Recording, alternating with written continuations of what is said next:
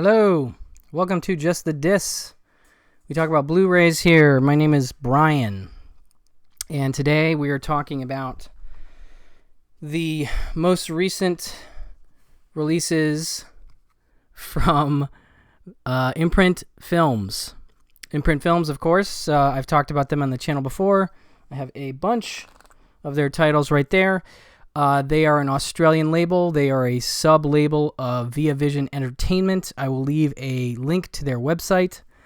I'm a big fan of what they're doing. You know, they are putting out a lot of stuff on Blu-ray for the first time, and in cases where they are, you know, putting out a Blu-ray or movie on Blu-ray that's been available before, they're putting together a, solid set of extras to go with it.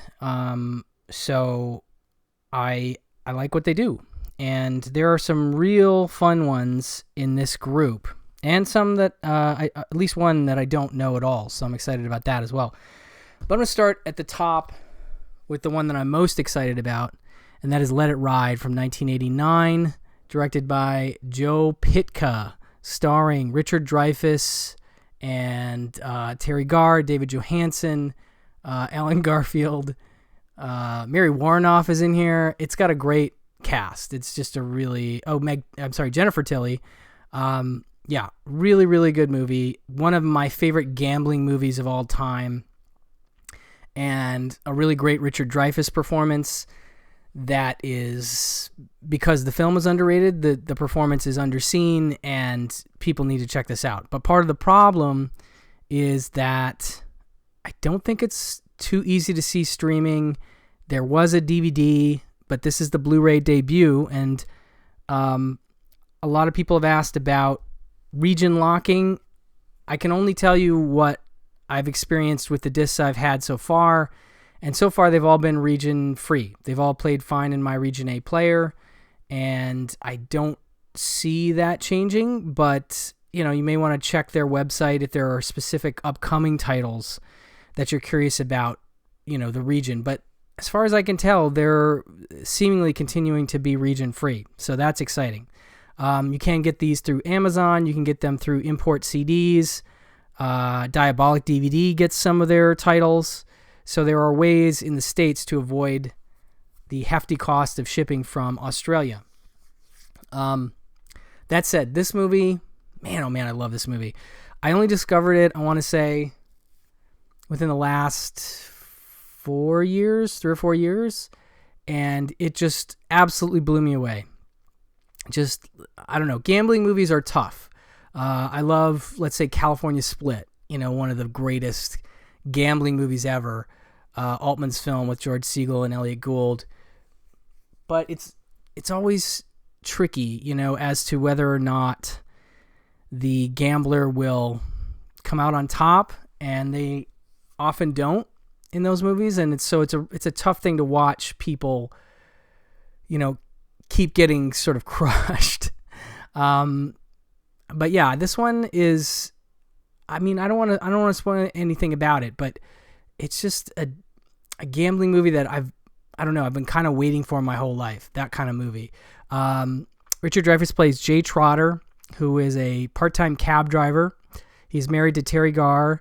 The opening scene of the movie is them having dinner at, a Chinese restaurant, and they are reading off these pieces of paper that say things are going to change, and one of his is like, I'm not going to gamble so much. Clearly a big problem for him.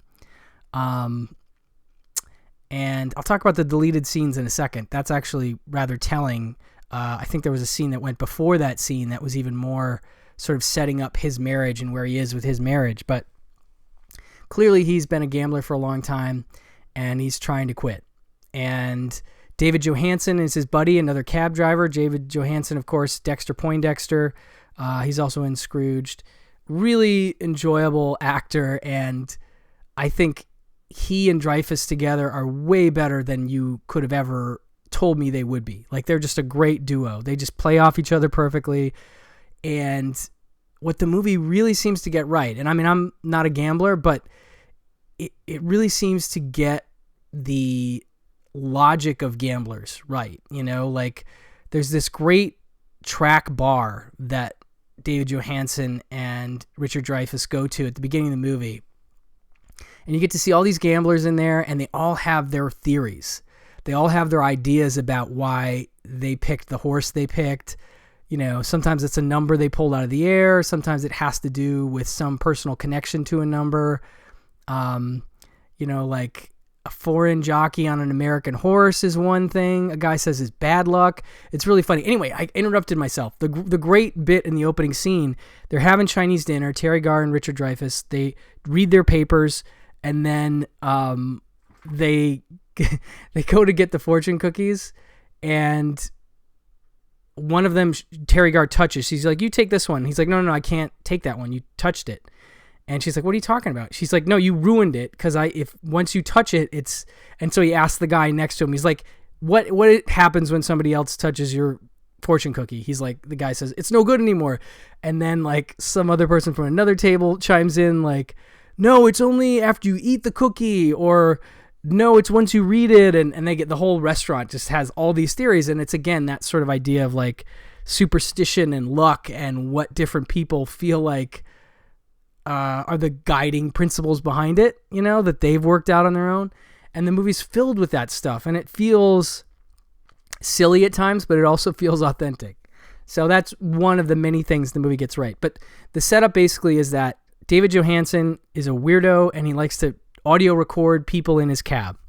And he happens to get a recording of two guys talking. They sound like mobsters or something, and they're giving a tip about a horse that's going to race that day. This is like very early in the morning. They're driving their cabs around. And Johansen goes to play the tape for Dreyfuss, and he hears the end of that conversation. He's like, well, what was that about?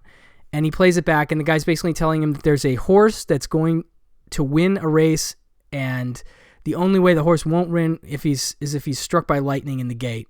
And Dreyfuss immediately is like, I have to bet on this. And he's like, well, you said you wouldn't gamble anymore. He was like, well, this isn't gambling. This is a business proposition. You know, there's no risk. So immediately you're like, oh man, what's he going to do? And so the movie sort of plays from there. I don't want to let you know, does he win on that horse? And if he wins, what does he do with that money? With a title like Let It Ride, I think you can kind of extrapolate maybe where it's going, but it's such a great movie, and Dreyfuss is so manic and energetic. There's lots of great character. Robbie Coltrane plays the guy at the ticket window, and he sort of has a great relationship with him, and that's just one of the little things about it that I love. But great movie. I am so happy that this is on Blu-ray now, and it's got a 1080p high-definition presentation from Paramount Pictures, an audio commentary from film historian Scott Harrison, who I think did the commentary for the Bad News Bears Imprint Films disc. And I like that track, but I like this track more. He really pulls together some thematics and some cool observations, and I just dug what he had to say. So that's really cool. I think these are Ballyhoo Films special features. And the finish line directing Let It Ride is an interview with director Joe Pytka. And that's about 17 minutes, I want to say. And it's good. It's really good. He talks about the production history of the film, how it wasn't supported, how they had to reshoot the ending, and they had to shoot, I think, a bunch of endings. How Dreyfuss was maybe I think they got on okay, but one note he made was that Dreyfuss at one point came up to him and said something like, "You're the only director who's ever given me notes." And he said it in a very sort of confrontational way. And Pytka was like, wasn't that what I'm here to do? I don't know. But whatever he did works, whether Dreyfuss took the notes or not. Dreyfuss is really good in this movie. This is one of his best performances. So maybe he needed more notes. I don't know. I've always liked him as an actor, but this, along with like The Big Fix, are two of my favorite, like, underrated, Richard Dreyfuss performances. So really great movie. Also includes deleted scenes. Oh, but that's burying the lead. There's like 11 minutes of deleted scenes, one of which is like the opening, and that's sort of explained in this interview where Dreyfuss is at like a Gamblers Anonymous group at the very beginning of the movie, and he's talking about how he's getting ready to he's quitting gambling, and he and his wife are back together, and his life is on track. And then I think the dinner scene happens, and then he gets the tip, and then he goes and gambles again. So anyway, really good movie. Like, just such a gem. It has the side-loading slipcase. So that's what the disc looks like. Then you've got the disc itself, and all of them feature not reversible, but some kind of, interior artwork that's funny or cool. So that is my pick of the litter. I started with it. I led with it. But there's more. Jump over to Mothman Prophecies from 2002. Boy, it had been a long time since I had seen this movie. And it's a really cool film. Like, it's Mark Pellington, who did Arlington Road, which I think is a pretty underrated and excellent thriller with Tim Robbins and Jeff Bridges. And this is, I think, also a bit underrated. I want to say this is a Blu-ray debut as well, but I'm not exactly sure about that. I could be wrong about that. But it's got a bunch of features. Yeah, some of these features make me feel like, maybe they're coming from a DVD. I don't know. But anyway, this movie is really cool because it sort of skirts the line between thriller and horror. And it kind of goes horror, but it doesn't. It goes creepy. And so it's like Richard Gere stars in this one, as you can see, with Laura Linney. And he works at the Washington Post. He's a reporter. And he and his wife, played by Deborah Messing, have just bought a new house. And I'm just going to set up the movie. This is just at the beginning, so it's a little bit of a spoil, but it's just so you get a sense of what it is. They buy the house. They're driving back from the house. She's driving. She sees something, like a red thing, demon, I don't know, comes flying at the car. She swerves, crashes the car, and smashes her head on the glass and has to go to the hospital. And they find out she's got some kind of very rare condition and she's sick. And I'm not going to go too much further with that, but Gere becomes obsessed with the point of the accident. What happened? What did she see? He didn't see it, whatever it was. And then he starts to investigate some other appearances of this thing called the Mothman. Goes to this place called Point Pleasant. And some weird stuff starts happening. I don't want to give away too much, but really weird stuff. And yeah, I kind of would rather people just check this one out if you haven't seen it, because it just kind of goes and you kind of have to kind of stick with it and be like, what happened? How did that happen? And it's based on true events. And I don't know exactly where the departures lie in the narrative, but it's a fascinating story. And I'll tell you, it's the kind of movie where you watch it, you take your dog out in the backyard, you hear like some rustling, and immediately you want to run in the house. Like, even when you're as old as I am. So and I've seen this movie before. So that's the kind of creepy feeling that this movie gives you. So it's really solid. It's got some features here. It's got an audio commentary with director Mark Pellington. 99 Will Die, directing the Mothman Prophecies, a new interview with Pellington from 2020. Nocturnal Butterfly, editing the Mothman Prophecies, an interview with editor Brian Perdan. Don't Be Afraid, composing the Mothman Prophecies, an interview with composers Tom and Andy. These are all from 2020, so they're new. What Do You See, designing the Mothman Prophecies, an interview with production designer Richard Hoover. Making of featurette that I think is older. Half-Light music video by Low, which I'm assuming Mark Pellington directed, because that's what he used to do. Search for the Mothman documentary. Day by Day, A Director's Journey, Part 1, The Road In documentary. And A Director's Journey, Part 2, The Road Home documentary. Now, I know those were on the DVD, and I just don't know if this had a Blu-ray between then and now. But anyway, this one is all region. And it's a good movie if you haven't seen it. So you got your slip. And then you have your case. Got a little ta-da noise for the slip. There's the inside and the art. And this is DTS HD 5.1 and 2.0 stereo. And this one is DTS HD 5.1 and 2.0 stereo. So that is Mothman Prophecies. Very, very solid. This is really exciting for me. There's been some great progress on the getting old Howard Hawks movies on Blu-ray front.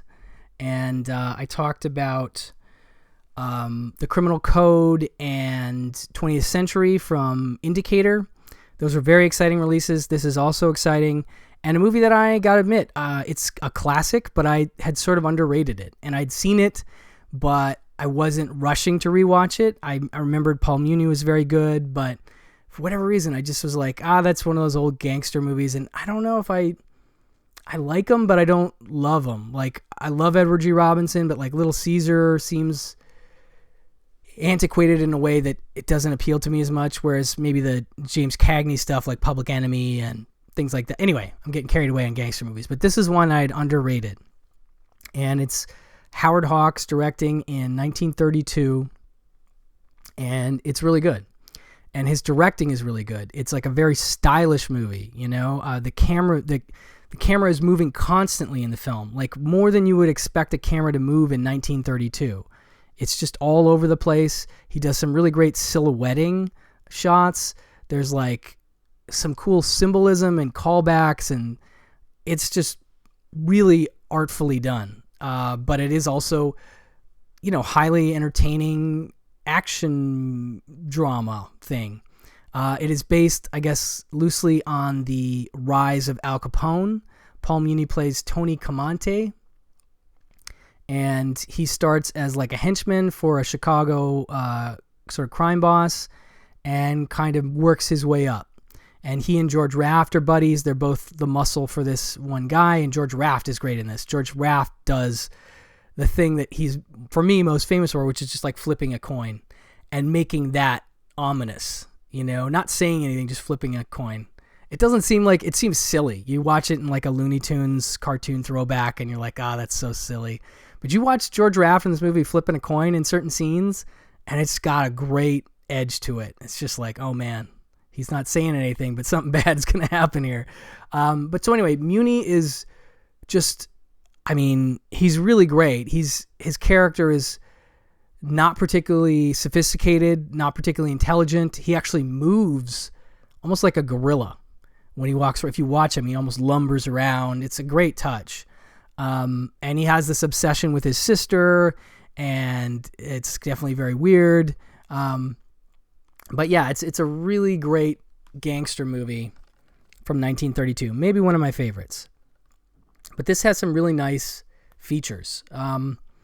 It has a 1080p high-definition presentation from Universal, which looks good. They tend to take care of their black and white movies and movies in general, and this transfer looks nice. Audio commentary with film historian Drew Casper on the theatrical version. There is two versions on here. There's the theatrical version, which is a little longer, and then the cut version, which was trimmed based on the censor's notes, based on the production code, or the production code type stuff of the time. Definitely was edged. They found this movie to be a bit too much, so they ended up cutting it down, reshooting an ending and different stuff. And so there's two versions. I watched the theatrical. But Drew Casper, I want to say, is a film professor, and he's done his fair share of commentary, so he's very good. There's an interview with film critic Matthew Sweet, which I was digging. He's done a few of these interviews where he's just talking about a movie. It's like 20 minutes. And he makes all kinds of very interesting observations about the film and, things that happen in the film, and, again, artistic things that Hawks is doing in the film, and certain ways that characters are interacting with each other. He talks a bit about the historical context, the Capone stuff. So I was really enjoying that. There's also a video interview with screenwriter and film critic Tony Raines, and that's also, I want to say, close to 20 minutes, but he does more of an overview of Hawks' career, and that's really cool because he talks about the early stuff. He talks about how Hawks was kind of a frat boy, I guess, early on, and always, I mean, we know he was kind of a man's man kind of guy, but it's interesting to hear him talking about Hawks, you know, and his career previous to this film, and working with Howard Hughes, who produced this film. And apparently Howard Hughes, he listened to the censors, he trimmed the film, but he also released the uncut version in states that didn't have, restrictions. There were some states that had restrictions about stuff that you had to cut the films or they wouldn't show them. And then some of them would allow you to show it without an MPA rating or something like that. And so he made a bunch of money in those states where he didn't trim the film at all. And actually, apparently, this is according to the other feature here, which is Robert Osborne introducing the film, about a 2.5-minute introduction from TCM from years ago, which is great. Tons of information in that. But just the idea that he realized he didn't have to bow to the censors, and then when he made The Outlaw, he definitely did not. And so this movie is part of that cycle. But yeah, so it has both versions. It has an alternate ending. It has the intro by Robert Osborne. Just a really solid Criterion level package. I would put this right up with those Indicator Blu-rays from those other Hawks films. So here's your inside artwork. The disc itself. And the interior. So those three are probably my favorite three from this batch, but we'll talk about everything here. Next up we have Timeline, which I forgot Richard Donner directed. This is not quite like Mothman. This is 2003, but I find it really interesting because it's Paul Walker. I think he'd already done one or two of the Fast movies, but definitely wasn't the phenomenon of Fast that he would become.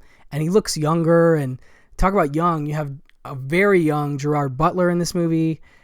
You also have Billy Connolly, Francis O'Connor. It's an interesting one. It says, while excavating in the Dordogne Valley of France, a scientific research team's new invention, a time travel machine, inadvertently sends archaeology professor Edward Johnston back to the 14th century France, right in the middle of a raging 100 Years' War.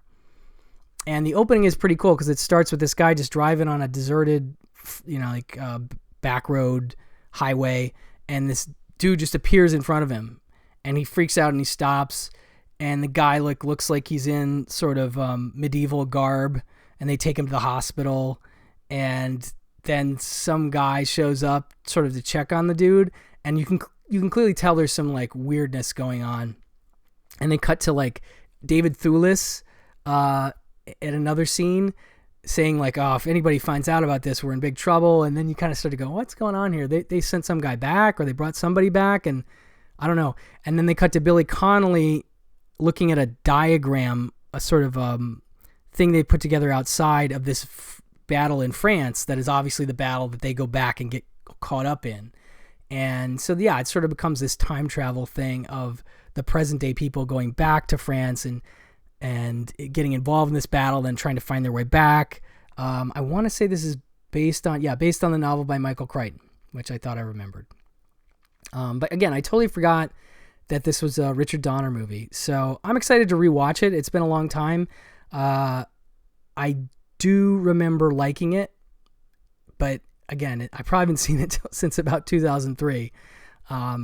So we'll see. I'm a sucker for time travel movies, so I'm sure it will be up to my liking, in some level. This has got another 1080p high definition presentation from Paramount, Making Their Own History featurette, Setting Time featurette, Textures of Timeline featurette, The Knights of La Roque featurette, and Ambushed Inside the Goldsmith Score, an interview with Jerry Goldsmith, biographer and film music historian Jeff Bond. History Will Change, Composing Timeline, interview with composer Brian Tyler. It was a composer I like very much. So this one, I think, came out on Blu-ray in the States in 2020. but I don't know if it included all of these features. So that would be something you might need to just look up. But I don't think it had quite this package. I feel like there was a Paramount. You know what? The Blu-ray was from Paramount, so they may have ported over a lot of these features. But anyway, I'm still excited to check this one out again. There is your slipcase and your interior cover and your interior artwork. So that is Timeline. And then we have Regarding Henry. Now, talk about a movie I forgot who directed it. Mike Nichols directed this movie. Mike Nichols of The Graduate and Catch-22. I totally forgot this was his movie. And I remember this movie.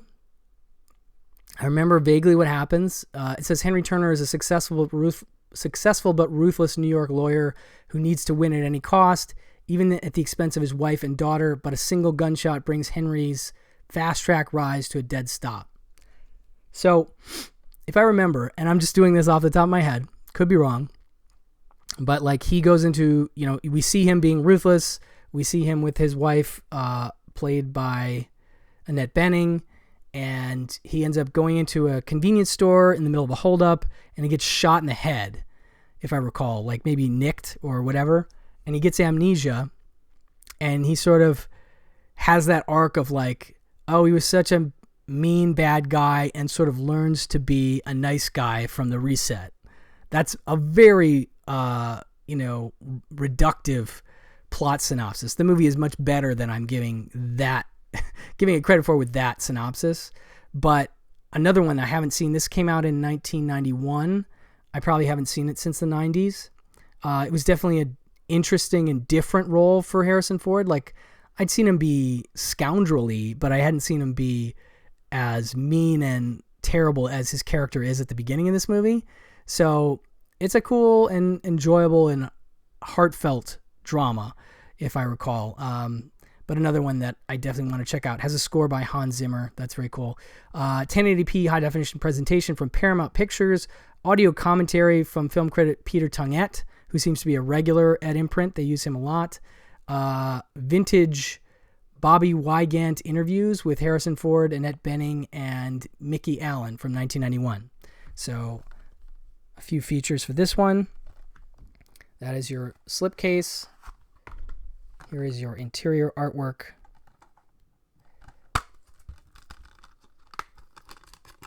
And your interior art. And then last from this group, which is I think this was going to be the March group, but then was bumped back to April because of some COVID delays. So I don't know if I'll probably call this the April releases, but I guess technically it's the March releases. The last one is a movie I've never seen, and it's called The Two Worlds of Jenny Logan.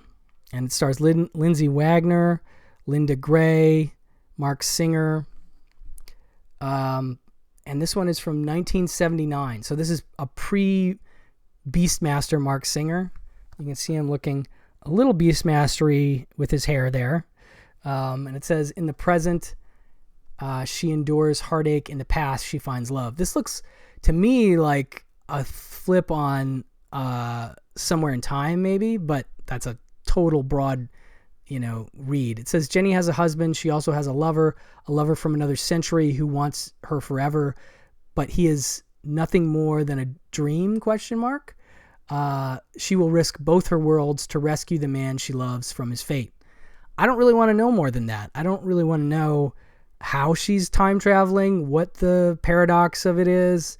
I'm just very curious about it, and curious to see an early Mark Singer role. I like Lindsay Wagner as well, and she didn't do enough movies. She did a lot. I know her more from television, I guess is the point. So nice to see her headlining a movie. It's directed by Frank DeFelitta and written by him, based on the novel Second Sight by David Williams. So yeah, this one's going to be a discovery for me. It has a 1080p high definition presentation from MGM.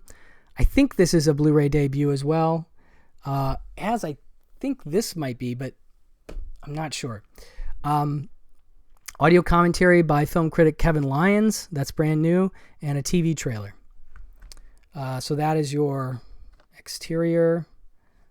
I forgot to mention, of course, and I try to do it in every video, I love that Imprint does this. They put the year on the side. It's very cool. And they also put it, oh no, they just put they don't put the year on the disc as well, but they put their number, the number of the disc goes on the actual Blu-ray. So there's your interior and your interior art. So that will do it for this yet another lovely group of releases from Imprint Films. They have got some really exciting stuff coming. A whole slate of horror, I want to say, is coming later. Maybe it's June or maybe July. I can't remember how far ahead they've announced, but their packages tend to sell out. It seems like the trend is that the limited editions will have the slip case, but they are, I think, releasing slowly their titles that have sold, the limiteds that have sold out, as non-limiteds, which I would assume would just be without the slip. I think that's the only difference, but we shall see. They're still a pretty young label, and so we haven't seen a ton of those reissues just yet. They've really been focused on their new slates each month, and they're doing a great job. I'll leave a link below to their website where you can check out their packages, the monthly packages they have slated coming forward, and also link to the videos that I've done covering their other titles if you might be curious to hear about some more of those. So let me know if you've picked up anything from Imprint. They put out a lot of good stuff in the last year or so, and so if any of those have struck your fancy, please leave a comment below and let me know. Thank you for watching, and I'll talk to you guys soon. Bye-bye.